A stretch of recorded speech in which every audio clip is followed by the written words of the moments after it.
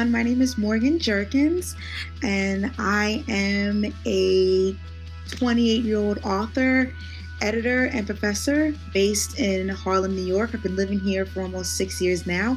I am the New York Times bestselling author of This Will Be My Undoing, Living at the Intersection of Black, Female, and Feminist in White America, Wandering Strange Lands, a daughter of the Great Migration, reclaims her roots, and the forthcoming, well, when you see this, it'll already be out, but Call Baby, which was published in April of 2021. So I'm so excited to be in communion with all of you, and I think we're going to have a great time. So thanks so much.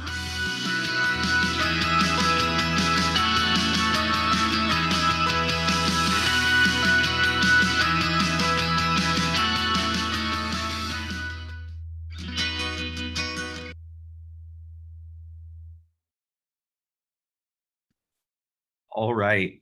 Good afternoon or good morning, depending on where you are. And thank you so much to everyone for joining today. My name is Malcom Glenn, and I'm a writer, speaker, and an organizational consultant.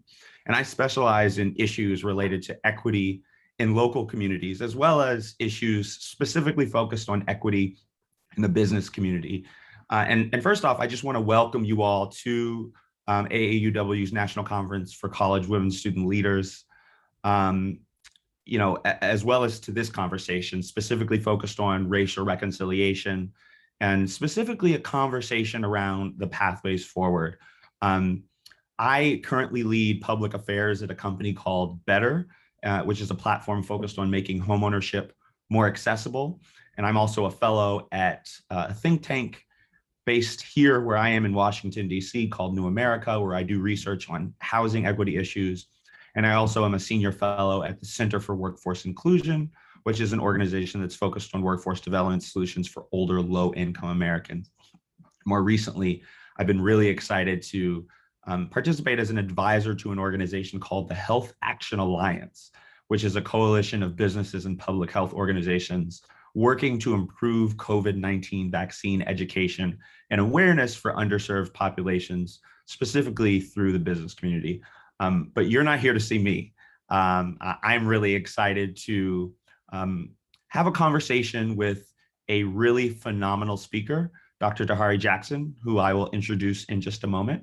But first, I want to just spend a brief bit of time talking about the conversation that we're going to have today, and really sort of frame why we're here and what we're here to talk about, and hopefully what we can leave you all with as you go out into the world after today's session. You know, our nation is in a profound moment of reckoning with both our past and our present, and we're working to understand how we can move forward to a better and more just future. You all have seen over the course of the last year the protests across the country born of the murders of George Floyd, Ahmaud Arbery, and Breonna Taylor, just to unfortunately name a few. These murders have pushed a conversation around racism into every corner of our lives, including all of our workplaces. And so we've brought to you today a phenomenal speaker to help hopefully understand the language around race reconciliation processes, and how to move from ally to accomplice for women of color. And so we want today to be really focused on solutions, helping you find out how you can take real steps in your life. And I would, of course, be remiss if I didn't acknowledge that today represents the 1-year anniversary of the murder of George Floyd. And so I think this is a particularly apt time for us to be having this conversation, reflecting on the past year, and really taking stock of where we are and where we want to go. And so with that, I would love to introduce to you our esteemed speaker. And before I do so, I will just say, I encourage you all throughout the conversations, please submit your questions to me and Dr. Jackson via the chat box. We're going to be spending a lot of time talking to each other, but we hope at the end that we can spend a little bit of time having Dr. Jackson respond to some of the questions that you brought up. So with that, Dr. Taharee Jackson is the founder and tone setter in chief of Dr. Taharee Consulting. A veteran diversity, equity, and inclusion expert consultant, Dr. Jackson is also a lead equity specialist and trainer at the Equity Literacy Institute. Dr. Jackson was the inaugural Diversity, Equity, and Belonging Officer at the American Institute of Physics. And prior to that, she served as the expert consultant to the President and Diversity, Equity, and Inclusion Program Manager for the National Defense University at the Department of Defense. She joined the federal government after a 17-year career in academia, most recently at the University of Maryland College Park. And there she served as a professor, teacher, educator, and researcher of minority urban education in the Department of Teaching and Learning, Policy, and Leadership. Dr. Jackson holds a magna cum laude BA from Harvard University in psychology and Spanish, a Master of Education degree from the Harvard Graduate School of Education in Human Development and Psychology, and a PhD from Emory University in teacher education, multicultural education, and urban education reform. Dr. Jackson, such a pleasure to have this conversation with you today. Thank you so much for joining. Thank you so much for a phenomenal introduction. Sometimes, it's neat to hear people, sort of talk about what I've done, but to hear it come from an esteemed individual like yourself who's also doing incredible things makes it all the more meaningful. So thank you so much for having me, and I look forward to a great exchange. Oh, well, thank you for that, Dr. Jackson. And, the pleasure is really, really all mine. So as I mentioned, today is May 25th, and on May 25th, 2020, we lost George Floyd in a manner that really shook, I think, people across the world, particularly people who had not engaged with these issues before. So just to start off, Dr. Jackson, would just love to get your feelings on how you're feeling today, 1 year after the murder of George Floyd. Yeah, what an auspicious way to spend this day. So I remember writing a piece last year about George Floyd. I remember writing several pieces about sort of the virulent spate of violence, anti-Black racism, anti-Asian racism that we experienced during a global health emergency. So we were really sort of experiencing multiple pandemics. But what made last year and since then so stressful is just sort of what I call cumulative racial stress, right? So we've had a year full of racial violence. And it's not like it ever took a break. It just started to be recorded, right, more frequently. So we got through periods of Jim Crow and, lynching. And so it's not like it ever took a break. It didn't take a hiatus. It just came to the forefront, of media and awareness. So even though I lament the number of African Americans, the number of Asian Americans, the number of people of color who have died or who have been attacked or who have suffered greatly as a direct result of racism within the past year, it has also created what I call a momentum of the moment. Because you don't have to be Black to be outraged about what you've seen over the past year and a half. You don't have to be Asian to be outraged, right? You don't have to be any, part of a minoritized group to feel. You just need to be American. You just need to be human. So even though it is an absolute travesty what happened to George Floyd and Breonna Taylor and every other person who suffered as a direct result of racism and sexism and anti-Asian hate and anti-Blackness, it did create a moment for us to listen a little more closely to people of color who are enduring these things every day and to prepare us for the action that needs to come subsequently.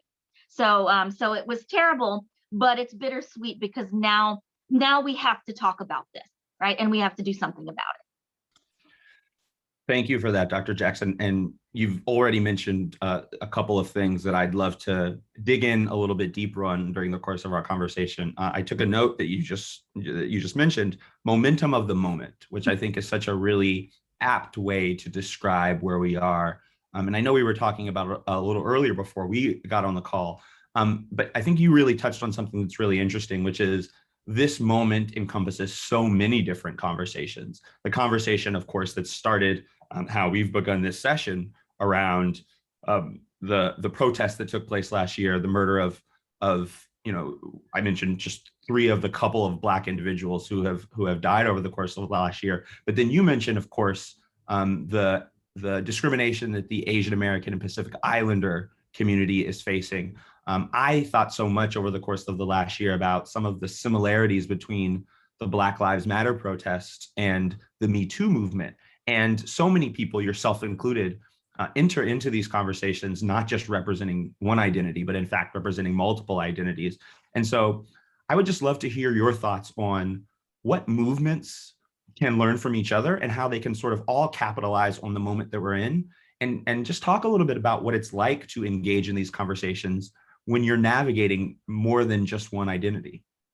Yeah, no, I mean that's so apropos for me, right? Because I'm literally multiracial. But again, there are multiple sort of intersectional struggles for racial equity, for gender equity, for class equity that are all happening simultaneously, right? And so what I appreciate is just you're invoking the term intersectionality. Literally, the textbook definition of intersectionality is sort of making sure that we at all times are understanding and dismantling power, privilege, and positionality, right? Intersectionality is about both overlapping and independent systems of privilege and oppression, right? So you can be one person in one body, but because you are multiply identified, some of your identities are going to render you more privileged and some of them are going to render you more oppressed. And people who are sort of doubly and triply minoritized experience oppression and unfair treatment in a different way, right? So I just really appreciate the fact that you've invoked that language, a la Kimberly Crenshaw and some of the other intersectionality scholars. But I think your point is really important, right? Because a framework that's useful to me to sort of help understand all of these simultaneous struggles is critical race theory, right? And one of the things that critical race theory sort of teaches or invokes is the idea that all forms of unfairness, all forms of mistreatment, all forms of inequity and inequality are related, right? Because none of us are free until all of us are free. So, for example, when we think about racial equity struggles, when we think about the struggles of African Americans for just basic human dignity and respect, when we now think about Asian American and Pacific Islanders who are suffering disproportionately because we are saying, well, this coronavirus originated in China. Ergo, we are now going to be angry at all Asians, irrespective of your ethnicity, and we're going to enact our fury, right, by randomly attacking you and by systemically discriminating against you, right? All of those forms of racial oppression serve a project of white racial dominance, right? So we've all got to get together and say, you know what? We should just dismantle racism, right? And anti-racism, as it were, is not everybody against white people. It's everybody against whiteness, right? It's everyone against white supremacy. So what I love about this moment is that African Americans have long been getting together with other racially minoritized groups, right? And saying, hey, we shouldn't have racial privilege. We shouldn't have white privilege. We shouldn't have, inequity based on race. So what I appreciate is the cross-racial coalition there. But what I also appreciate, and you alluded to this earlier by saying, look, it's more than just about racial equity, right? I was listening to the radio the other day and Al Sharpton was talking about economic rights, right? Because basically what we saw throughout the pandemic is that various groups were disproportionately affected by the pandemic based on class, right? But because people of color, and especially Latinx folks and African American folks, are overrepresented in poverty, and other groups too, right? What we saw was a racialized wealth gap during the pandemic that only sort of got worse. So I think when I think about sort of movements that can learn from one another, I mean, I obviously, I think about, struggles for women over the years. I think about suffrage, but you have to be careful, right? Though, because the suffrage movement was about white women's right to vote, right? So again, we have to really think about this in terms of race and class and gender. But the one thing I would say about this moment is that groups, I feel now more than ever, are willing to sort of work with one another and really look at the root causes of why many of us are suffering from inequities, right? Whether it's racial inequity, class inequity, gender inequity. I mean, when I looked at those anti-racism protests over the course of the last year, they were multi-coalitional, right? You had young people, you had older people, you had white people, you had people of color, and this was global, right? This wasn't just in the United States. So I am encouraged by people's recognition of a concept that's, again, rooted in critical race theory, where all oppressions are related, and until we stamp out all forms of unfairness, none of us are going to be able to enjoy true equality and freedom. Such a wonderful answer, and I just love how you ended your comments. All oppressions are related, and this notion that we all have a sort of shared responsibility to root out these oppressions in order to get to the ideals that we have for hundreds of years been striving for, but certainly never come close to reaching. And I think about over the course of the last year, how so many people in my life have reached out to me to say, what can I be doing? How can I be supportive of this cause? Maybe I've been a little silent, and now I feel like I have an opportunity to do more. And there's been this conversation around allyship that has become, I think, particularly prominent over the course of the last year. And I've had a lot of conversations with folks about this. And so we think about equity or equality or allyship or accomplice, all of these different ways that people, particularly who may not feel themselves to be a part of one of these marginalized communities, but might actually be people in positions of privilege, thinking about how they can actually help in this moment. I would just love for you to talk about the differences between these actionable efforts and what individual people and or companies can actually practically do to help move the dial.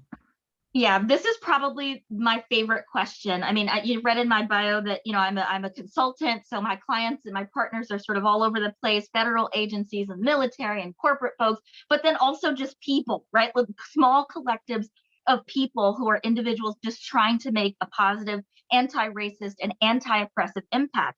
So I just want to give a couple of answers in a bifurcated fashion, and I think I'd like to start really with with individuals. So last year, also, I believe in May, on his birthday, I wrote an article on Medium, and it was called "I'm White and I'm Outraged by the Murder of Ahmaud Arbery. Now what?" Right? A practical guide for allies and accomplices. And basically what I was trying to do was I was trying to sort of come up with a miniature instructional guide specifically for white people, but really for anyone who saw this man sort of get hunted down and literally murdered and yelled a racial epithet at, and lost his life kind of in his own neighborhood in Georgia, right? That was the murder of Ahmaud Arbery, because there are so many others since then. And so basically what I came up with is I really basically pointed people to Jonathan Osler's white accomplices framework, because it's a spectrum of sort of anti-racist, anti-oppressive action. And the beauty of that framework is that you can move from an actor to an ally to an accomplice along any sort of struggle, right? Or gender, race, class, whatever it is.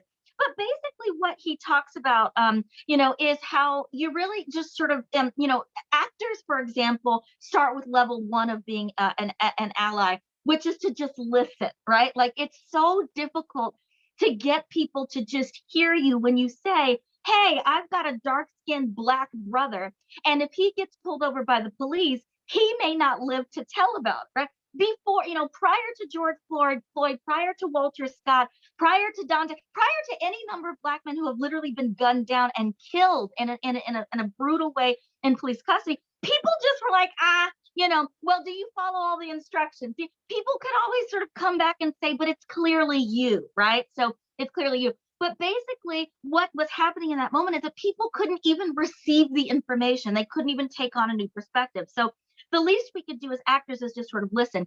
Allies sort of go along, and work with you when they find out that there's an injustice. So allies are going to sort of say, no, let's go to, the boardroom together, and let's talk about how there's no minority representation. There are no women. Let's go to our boss and talk about your pay inequity, right? So allies just sort of work with you, and sort of as soon as they're alerted to an injustice, they kind of stand in solidarity. But accomplices are cut from a different cloth. Accomplices will take a risk with zero reward zero social media posts, zero credit, and they will actually lose something or risk losing something, right? So an accomplice is someone who says, listen, I'm, on this board, and if there's not a woman or a person of color by the next meeting, I'm not coming back. I refuse, right? An accomplice as a company, right? Let's move to companies. A company will say, we will not hold a significant revenue generating event in a state where there are so-called transphobic bathroom bills, right? In the state of Georgia, if you are going to limit voting rights as significantly as you have, we will not hold sporting events. We will boycott, with our business power. We will garner the purchasing power of our customers, right? So when you're an organization, an accomplice or even an individual accomplice, they really sort of take a risk and say, no, I'm not going to sit around and wait for change to happen. I'm going to be the catalyst for that change. And sometimes we can be accomplices and sometimes we can't. I just want to say that companies have a special role to play in the fight for racial equity and social justice. Again, they can listen to by way of doing equity audits, whether it's a racial equity audit, a gender equity audit, a class equity audit. However, they want to gather the experiences of their employees and their leaders to figure out what their pain points are, to see where their changes should happen. I think that's important. The second to the last thing I want to say is companies can really, they're really good at having things like affinity groups and employee resource groups or employee resource networks for all the people who are sort of minoritized in some way. I don't think companies are very good at making space for everyone else who feels left out of the dialogue, right? So it's good if you have an affinity group for Asian Americans and for African Americans and Latinx folks, but you kind of need a solidarity group for anti-racist white folks who are like, I don't identify in any way as a person of color, but I have questions and I want to learn how to be a better ally and an accomplice for people of color, right? So I think solidarity groups are just as important as infinity groups. And then the final thing I want to say is accountability, right? Accountability and action. It's great to put out statements condemning what's happening in the world, right? It's great to come up with a statement and say, we wholeheartedly disavow violence against African Americans by the police. We wholeheartedly disavow, we stand in solidarity with our Asian Americans, but it's a whole other to do something about it, right? So one of the things that companies can do is to build in accountability for the behavior of everyone within that organization, right? I'll give you an example. I was at a federal agency last year and I assembled, all the African American folks, and they said, there are people in this building, particularly white people, who look past us, who don't talk to us in the hallway, who won't research with us, who won't involve us, who won't even talk to us. How is it possible that year after year, you can lack basic social and leadership skills and stay here year after year and garner more and more power and be promoted and command a higher and higher salary? How is that possible when you have no commitment to diversity, equity, inclusion, and belonging? Right? That's how you know that the organization is not positively reinforcing diversity, equity, inclusion, and belonging. So as organizations, we need to think about what we value. We need to think about realigning even our vision and our mission around being anti-racist and anti-oppressive, and we need to hold ourselves and others accountable. That's what I would say to that. I mentioned at the beginning that I really wanted us to come up with solutions in the context of this conversation. I think that was just a brilliant answer. It really spoke to some of the practical ways in which people can engage, whether it's as allies or accomplices. And I really appreciate that distinction, right, between allyship and being an accomplice, because, the way I always phrase it is, you have to have some real skin in the game. You have to put something on the line in order to really center yourself as an accomplice. And I think the examples that you put forth, whether it was around an individual talking about board representation or a company talking about the policies being put forth in a location where they're thinking about operating, is really, really important. And I really, really appreciate what you said about how there's been this evolution, particularly from audiences who have privilege, around how maybe in the past they might say, when you're stopped by a police officer, are you following all the directions? are you doing everything you should be? There was a little bit of this notion that, oh, well, maybe, you are to blame for the treatment by police in those officer involved violent encounters. But you made the point that it's really hard to deny now that it's captured on camera, and the visceral nature of a man dying over the course of 9 minutes on camera, notwithstanding all of the other things you mentioned, the Walter Scott horrible scenario as well, where catching these things when everyone has a camera in their pocket has really sort of transformed the way in which people engage with them. And I think that's been valuable in one respect, in terms of making clear that, this was a clear instance in the case of George Floyd a year ago of murder. But it's also been really traumatic. I know for me personally, every time I see on the news or on social media that there's been another sort of officer involved shooting of a Black person, and there's a video, I can't watch those videos anymore. I haven't watched a video since I watched Eric Garner get murdered in 2006. So it's almost been 5 years since I've watched any of those videos. I've never, in fact, watched the murder of George Floyd, because I think for a lot of us, there's a lot of trauma and PTSD involved when you see these things, not just once, but over and over and over again, literally men getting murdered on camera. And I think there's a real reckoning that I think folks have to have with what it's doing to them psychologically as they continue to witness these types of things taking place. And so, Dr. Jackson, what are your thoughts about the broader visibility of these heinous situations and their long-term impact on all of us as we engage in these social justice movements? Yeah, so I'm right there with you. I can not only sympathize with what you just said, I can fully empathize. One of the great stresses of over the last year and a half has been my, inability to watch the news. I can't stomach someone looking like me or my brother or my very dark-skinned sister being murdered, in a manner that is clearly outrageous and clearly unnecessary. So I'm a news junkie. I still actually read the news, but at this point I can sort of pick and choose which headlines won't re-traumatize me, right? So I'll just say two things about trauma, and then I sort of want to talk about sort of what we can do with this trauma. But the first thing I'd like to say is there's an African-American professor at the University of Utah by the name of William A. Smith. And circa 2007, he actually published an article, and he routinely sort of talks about this in his literature, but he has coined a term called racial battle fatigue. And it's interesting because I work with the military a lot, and they understand battle fatigue, right? But there's something called actually racial battle fatigue that Dr. Smith has coined. And again, what he talks about is the cumulative racial stress that builds up, right, over time as a result of both micro and macro aggression, right? And one of the things that's so traumatic about racial stress is that, number one, you're traumatized when you experience it. Number two, you're traumatized when you have to retell it, right? Because you're trying to get someone to listen.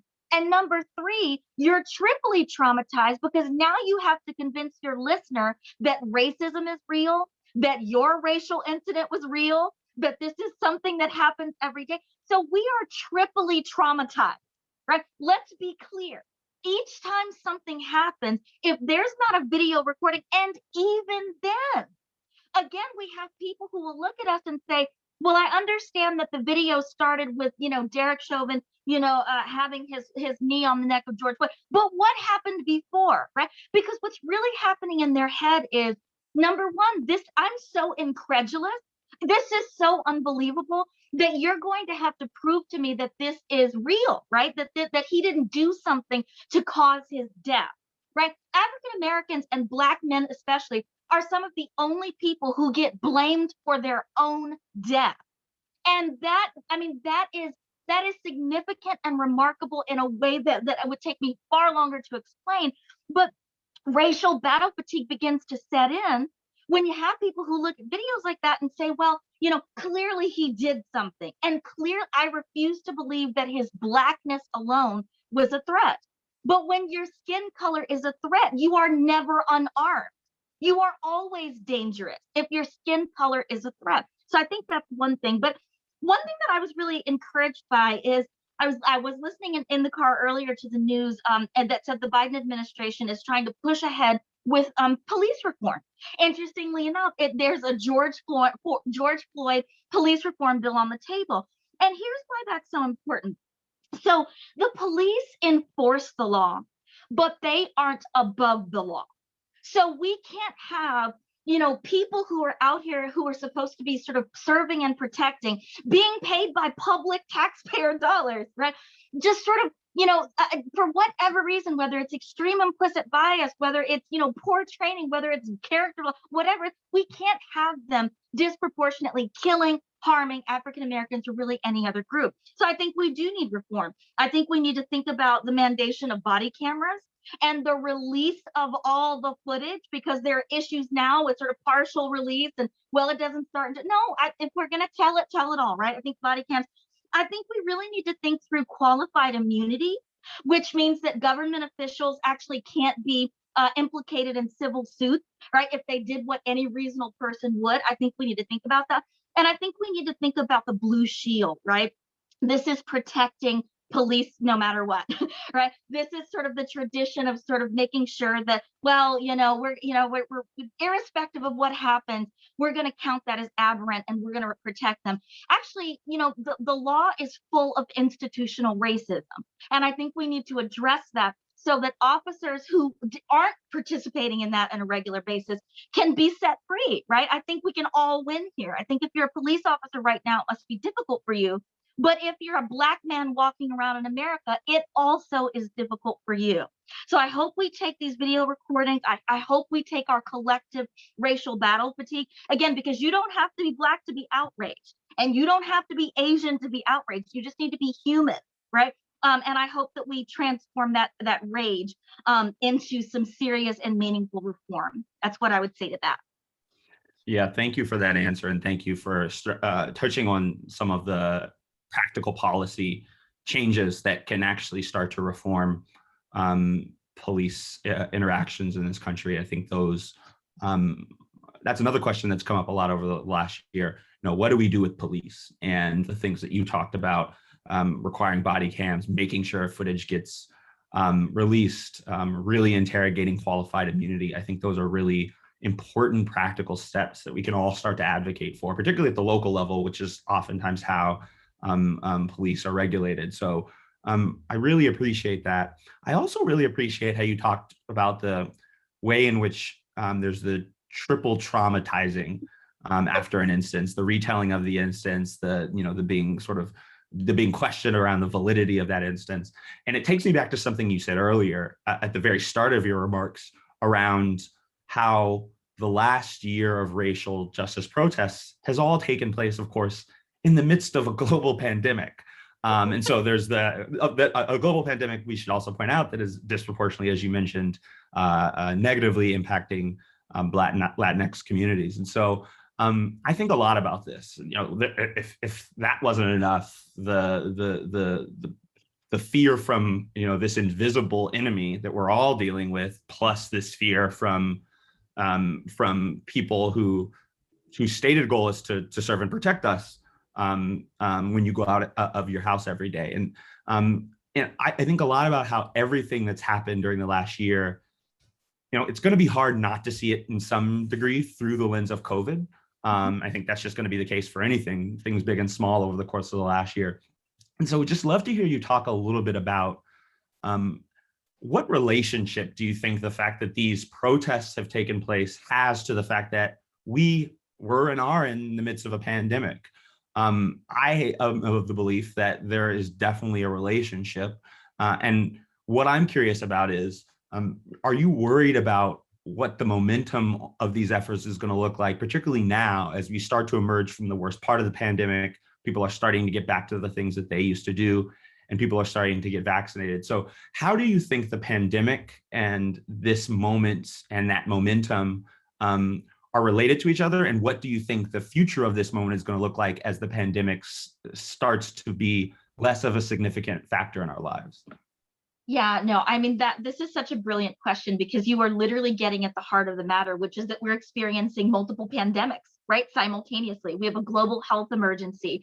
We have a global racial equity and racial violence emergency. We have global class, I mean, even when we think about vaccine equity, that's probably the best case for looking at intersectionality, right? Like even with regard to the global context, right? Because a few vaccine manufacturers really do hold the fate of the world in their hands. If we can't get vaccines to India, if we can't get vaccines to places on the continent of Africa, if we can't get them to these sort of economically exploited places, we're all going to, experience trouble. So I think vaccine equity is really interesting case. But let me just respond to what you said with regard to the protests first. So first of all, I just want to thank everyone who actually did go out and protest. I have a foot injury, so I just physically sort of couldn't go out. So I used my scholarship as my protest and I tried to help out in other ways.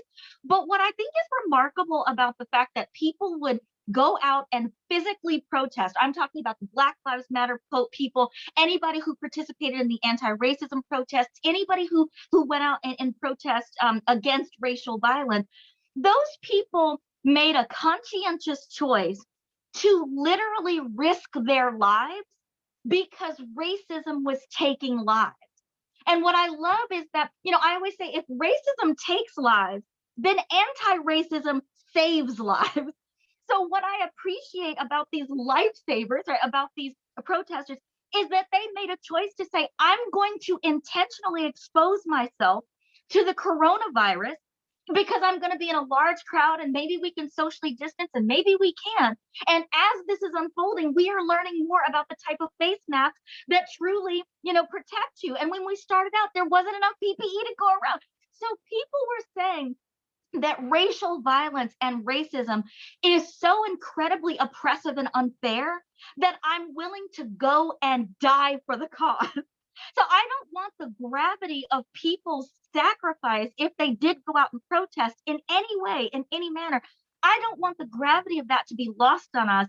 And I want to issue a collective thank you and express my gratitude to those people because that's a statement. That's truly a statement.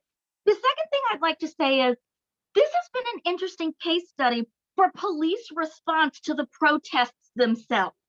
So let's not forget that a group of basically like a pseudo militia protested early on in the state of Michigan at their state house against Governor Gretchen Whitmer's mask mandates, right? They had signs that were like, open the strip clubs, I need a haircut. I mean, literally, they were just protesting the quarantine itself. And they were unlawfully outside and they were willing to sort of risk their lives and protest for that. And then we had a series, obviously of ongoing anti-racism protests. And then January 6th happened, where we had a group of people who literally insurrectionist style stormed the Capitol. And what I think is fascinating is that there were multiple articles, there were multiple stories in all sorts of valid news outlets that talked about the juxtaposition between the response to anti-racist protests and the response to the insurrection on January 6th, as well as some of these other sort of anti-quarantine protests, and how when the protesters were protesting racism and basically saying, hey, stop killing us, right? Stop killing unarmed people of color, stop killing Asian people, right? When those protesters were out, we had cannons and guns and spray and rubber bullets and real bullets. But then when January 6th happened, we still don't even have an appetite to truly understand the 5 people who died. So I think that the protest itself, right? So there's the idea of what people were protesting against or for, but the response to the protest alone sort of shows you the state of racial relations, the state of class relations in this country, and I don't want to miss that. Now, the final portion of your question, because I know I'm verbose, but the final portion of your question talked about the future of the struggle, right? So racism isn't going to go away, and and anti-racism can't sleep either. Other forms of oppression are not going to go away. Gender inequity is not going to go on its own. Frederick Douglass would remind us that power concedes nothing without a demand. It never has, and it never will. So we're going to have to continue to chip away and to make progress toward racial equity and social justice. In terms of sort of interest or appetite or the momentum of the moment waning, I think we're in a different moment. I really honestly think we are in a different moment. We had global solidarity. There were murals of George Floyd in war-torn Syria, right? There are pictures, of Kamala Harris all over the world, right? So I think that the world is watching. I think the world is watching the United States. I think what happened on January 6th is politically embarrassing. And I think that the federal agencies who have said that white nationalists and white extremists are the greatest threat to national security, we finally got them to say that, right? So I think that this moment is different.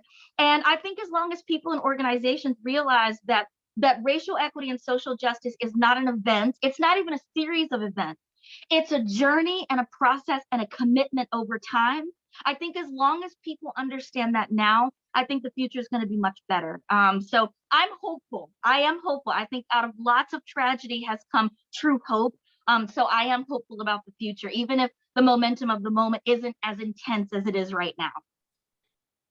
Thank you, Dr. Jackson, and I appreciate your optimism because I waver at times, and hearing from someone who has spent so much of your life committed to these issues and has seen the evolution of them over time, hearing your optimism gives me a little bit of hope. So I appreciate that. I also want to just remind folks in the audience, I've received a couple of questions already. Thank you for those who have submitted them. Please do send me just a message with your question, and we'll spend a little bit of time at the end offering those questions up to Dr. Jackson. I'll ask maybe one or two more, and then we can dive into to audience Q&A. Staying on this question of kind of where this moment is going to go, and where this moment is going to take us. A year ago, we saw so many companies making statements in solidarity with Black Lives Matter protesters, the fight for racial justice, making big commitments, sometimes monetarily, to organizations supporting racial justice. And I think there has been, I think it's fair to say, a mixed set of outcomes from those companies over the course of the last year. And so, almost a year after we've seen most of those statements and most of those pledges from companies, generally speaking, what would you say the report card is on how businesses have practically responded over the course of the last year? Oh, wow. That's a tricky question, right? Because businesses and organizations aren't a monolith, but here's how I'll answer. So I think so the first thing I'll say is I spent a lot of time working with corporate institutions and private institutions and nonprofits too, on sort of what to do next, right? Like people have really sort of gotten up their appetites and they've said, okay, we made a statement, now what? Help us, with our DEI strategy.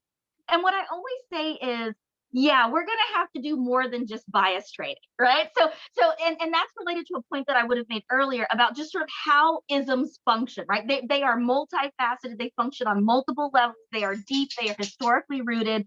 So sometimes an organization will say, well, if it's a federal agency, especially, they say we celebrate the congressionally mandated Heritage Month, right? So we do Black History Month and we do Asian American Pacific Islander Month, we do Women's History Month, and there you go. And I'm like, okay, that's a start, but that's certainly not where start there, but for God's sake, don't stay there, right? Then I have other organizations who will say, Dr. Jackson, we did two things. We're going to have a diversity training centered on, implicit bias. And we hired one person. We hired a diversity and equity officer, or we hired, not necessarily a chief diversity officer, because we're reticent to put those in a C-suite, but we hired this person. It's probably a person of color, and we're just going to let them go for it, right? So we're going to let them carry the weight of this entire corporation. And if they fail, at the end of it, we will be able to say, see, we tried and it didn't work, right? So companies are sort of come up with those two solutions right away. What they generally don't do is to say, we are going to dedicate time, staff, resources, and money We are going to dedicate every resource possible to coming up with a comprehensive diversity, equity, inclusion, and belonging plan. We are going to use our profits to support minoritized owned businesses, right? Global majority owned businesses. We are going to ensure hiring and training and mentoring and internship programs so that we don't keep reproducing the same white male organization we have. We are going to commit to measuring this thing because you cannot change that which you will not measure.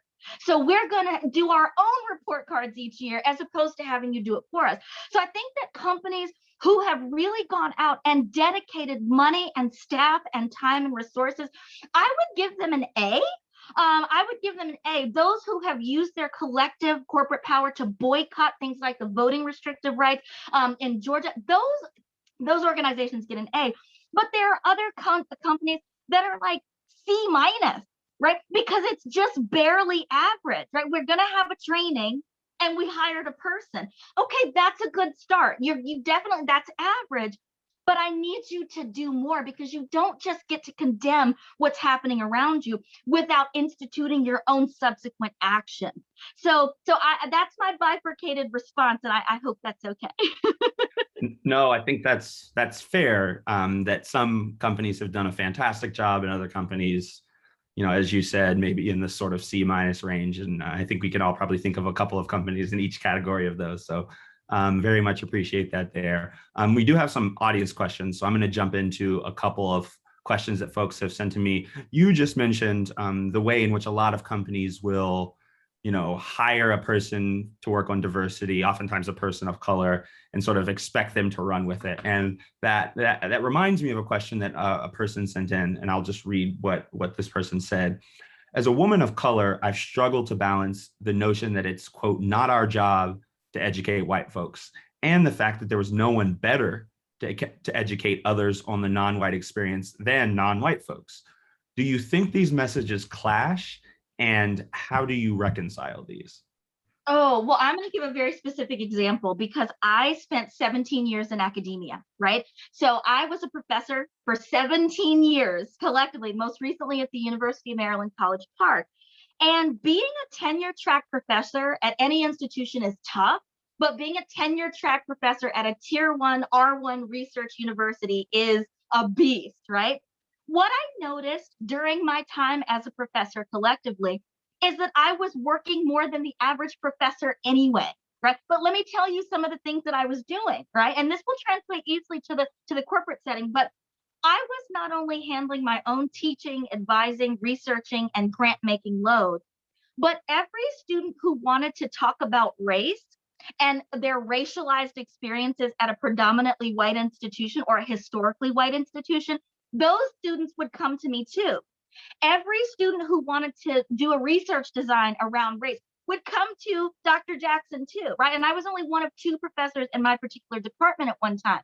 So basically, in the time that other professors, specifically white professors, were in their offices with their doors closed, publishing and flourishing, Dr. Taharee Jackson had her door open, was coming in 4 and 5 days a week, taking students out to lunch because there wasn't time to fit them all in during the week, because I was doing emotional and racial labor. I was doing physical labor, right, around race, ethnicity, and all manner of diversity issues.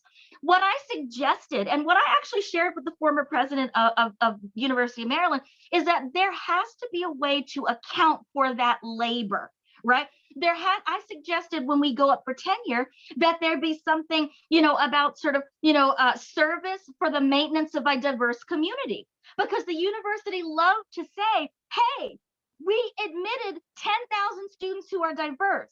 But what they didn't say was, you're going to pick up the additional labor that it takes to make sure they are successful, mentored, and experience a sense of belonging.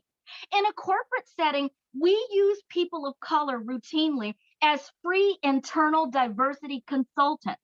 We overburden them, we overtax them, and there's no reward. So we could think about things like literally compensating them. We could think about rewarding them when it's time to be promoted, right? We should make as a company a value, a DEI value. And if you're not working toward maintaining a diverse community, and if you're not contributing to a belonging-based organization, you shouldn't be promoted at an accelerated rate, right? And you might even be promoted out, because this organization is so firmly committed to anti-racism and anti-oppression. So what I would say is, yes, on the one hand, as nobody knows what it's like to live in this body that carries around my soul. So as a woman of color, as a person of color, as a Black person, and as an Asian person, I am in the best position to help you become educated about what it's like to be me. That is true. You're never going to be able to take on that perspective if you're not around someone like me. But what you can't do, either academically or corporate, in the corporate world, is exhaust me in the process and hold me to the same standard. Something has to give. And if you want my labor, I saw a t-shirt that said, you need to pick your form of payment before you pick my brain. So figure out whether it's release time, figure out whether it's a course release if I'm in academia, figure out whether you're going to add that to my portfolio of projects if I'm in the corporate setting. But either way, do not take advantage of my free emotional and physical labor. That's what we're not going to do. I can't tell you how much I love that phrase, pick your form of payment before you pick my brain, because I think any person of color who's worked in the business community has a limitless number of examples where someone has placed the burden of solving these issues of this labor on them, and it's almost always uncompensated. And I just think that's such a fantastic point. We need to make sure that we are being compensated for the work that we're doing. And there are even instances where, some workplaces will get frustrated as people engage in diversity efforts. And so not only does it go uncompensated, but there are actually instances where one can be penalized for it. And needless to say, we need to change that dynamic. I loved your answer because it actually addressed another question that someone brought up about how to kind of address these conversations within the workplace, particularly amongst white and male voices. So I think we've gotten a sense of that one there. There's another one that came in that I thought was really interesting. And I think this may be our last question, unfortunately. I'm sure we could talk forever, but I do want to be cognizant of time. Dr. Jackson, this person says, hi, thank you so much for the conversation. I came from a very small town that is predominantly white, and it is a constant struggle to explain to people that systematic racism exists. I was wondering if Dr. Jackson has any practical tips into talking to people who are blinded by their privilege. Thank you. So I'm going to try to just give a cursory answer to something that I do all the time in longer form. So first of all, it's difficult for people to sort of understand something that they won't name and discuss, right? So part of what I do in the way that I actually sort of execute this work is that I actually just educate people about how racism works. It really, any ism, sexism, homophobia, transphobia, faithism, ableism, whatever. It functions on individual levels, which is where people get stuck. It's like, well, I treat people well, so what's the problem? Okay, so that's one thing. It functions institutionally. We've been talking a lot today about the institution of the law, but we could look at the media, we could look at home ownership, we could look at healthcare, we could look at all these other institutions where isms and things like racism and sexism are structural, right? They are imbued into the policies and norms and standards and laws that sort of govern that institution. Racism is cultural, right? Which is why every time my Black dark-skinned brother walks into a bar in the South, everyone's afraid. Right. So it's rooted in sort of stereotypes, and it's rooted in sort of what we can expect from people and what we think we know about them based on what we see. And then finally, it's socio-historical, right? So there are entire narratives about African Americans, about women as hysterical and unable and uncontrolling of their emotions, unable to work outside the home, unable to have a bank account. There are entire narratives about women. There are entire narratives about Latinx people that have sunken into the minds and even the science of what people think they understand about entire groups over time. So all of that has to be dismantled. So that's all I'll say about that. Now, the last thing that I'll say, and this is probably the most powerful point that I can make, when you are a white person, you are still multiply identified, right? When it comes to race, you are pretty much sort of at the top of the racial hierarchy. So you do have racial privilege, whether you feel it or not, right? You do have racial privilege. But something that happens in small towns or rural towns, or even with sort of, economically challenged white folks, is that they mistake their poverty, right, as a replacement for the privilege they have as white people, right? But if you are white and you are poor, you can overcome poverty in a way that no one ever has to know you are poor. So I can't overcome poverty in the same way that you can that I can overcome my blackness, right? I have to be black all the time, but you don't have to disclose that you are or were ever poor. Secondly, if you get pulled over by the police and you're white, they're not seeing your poverty. They're seeing your whiteness. So what's important for poor white people, or for white people who have ancestors who struggled and pulled themselves up by the bootstraps, don't show up to the racial dialogue as a poor person. Show up to the racial dialogue as a white person, because we need you to learn how to conscientiously co-opt your privilege as a white person. You are missing the value of your whiteness. We can address poverty and class when we get to the class dialogue. But if you are white and you are poor, we need you as a white person in the struggle for racial equity and social justice. I think that's such a wonderful set of framing and a guidepost to help people with these conversations. Everyone has multiple identities, but it's about the identity you bring to a specific conversation about that identity. And so if we're having a conversation about race and you're white, bring that to the conversation. And that doesn't preclude us from having a conversation about class or socioeconomics, but just recognizing that when we're talking about race, that means we're talking about race. I think it's just such a brilliant and quite simple piece of advice that we can bring to conversations like these. We are just about at time. And so we could, again, spend the entire day having this conversation. And there are a number of questions that I unfortunately wasn't able to get to.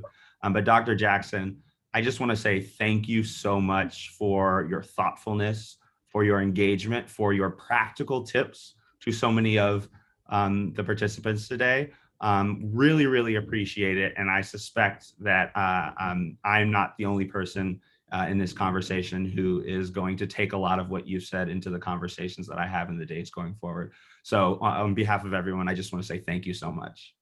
Thank you so much for having me. And I hope people know that they can reach out to me. AAUW has my information. I'm on Medium. I'm on LinkedIn. That's probably the best way to get me, because I know what it's like to have a burning question and not have the opportunity to have that answered. So thank you for a lovely exchange. I knew it would be incredible. And thank you to every engaged audience member. I am so grateful for your time and attention. And please reach out if you need me in the future. Thank you. Wonderful. Thank you again, Dr. Jackson. Yes, please do reach out to her if you have additional questions. And again, thank you so much for joining. And I really do hope you enjoy the rest of the conference. Take care. Thanks. Bye, everyone.